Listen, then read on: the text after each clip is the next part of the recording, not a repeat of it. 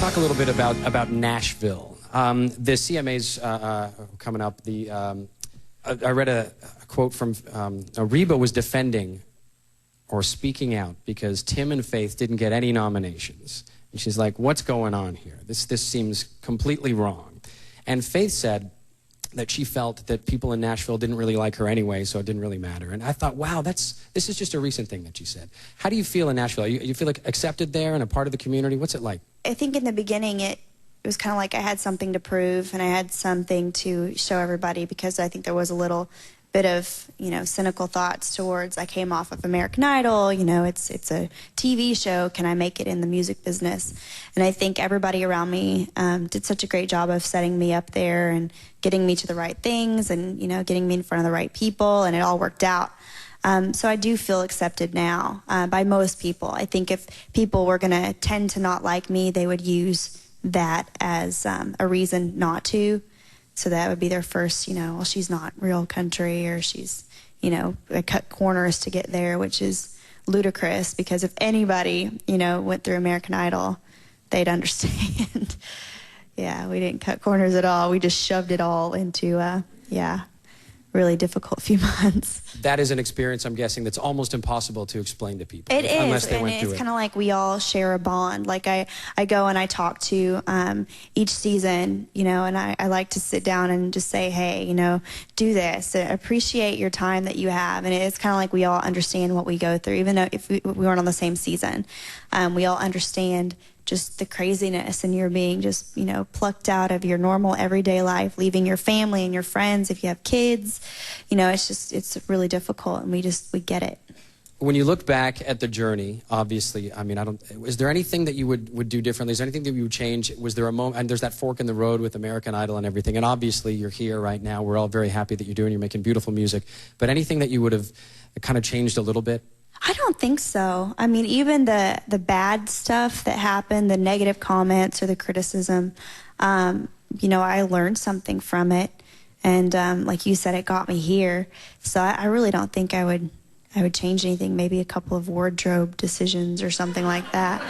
I think the wardrobe decisions have been pretty good. I also read... I had big hair a lot on Idol. Who didn't have big hair? But I had exceptionally big hair. So I might have asked that not happen.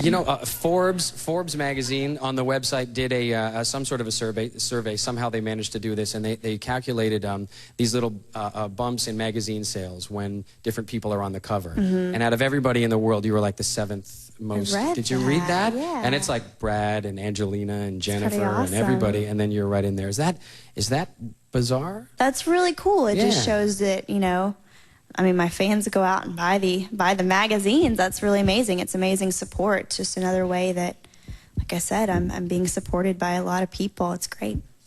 We have another question, an email question, I believe. This is from Jared in Moose Jaw, Saskatchewan. Hey, Carrie, I'm just wondering if you ever watched Nashville Star and what you think of it. I've seen it a couple times. I think it's great. I think it's another outlet for, up-and-coming people that want to make it in the music industry to get there. It's kind of nice that you're talking about mentoring almost people who are taking part in Idol and everything now.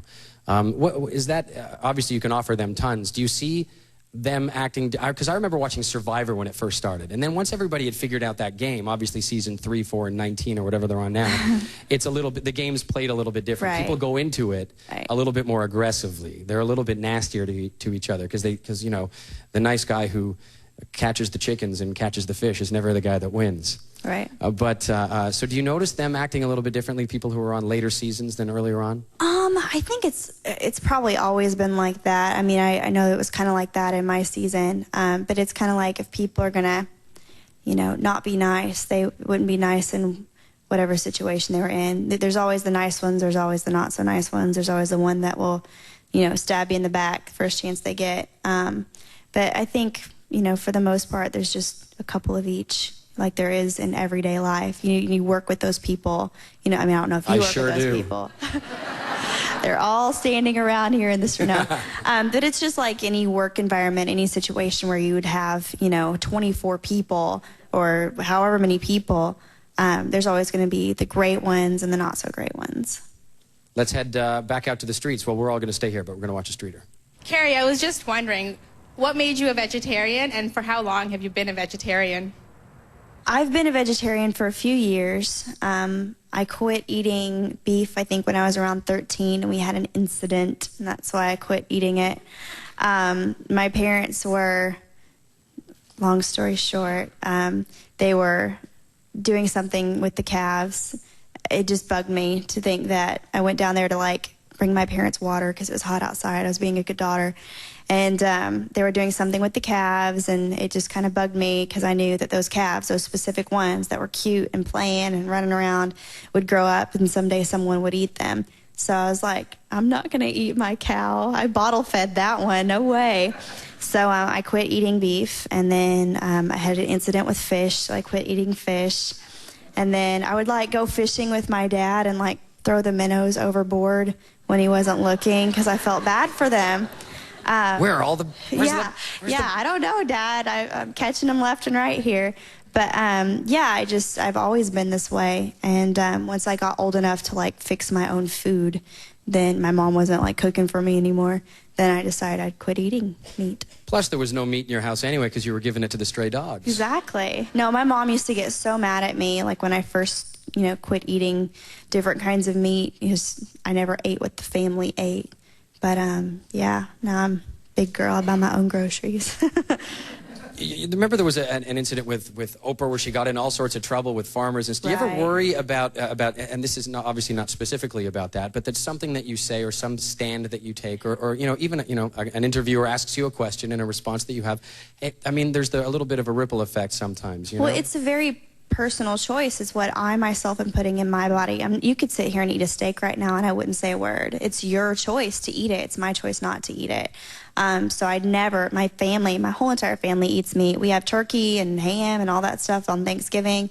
I mean, it's just a personal choice that I choose not to eat it. So I'm not really worried about it. I don't preach it. How is the family? They're great. Yeah? Yeah. The two sisters? I do. Yeah? Both teachers in various places. Yeah. But yeah.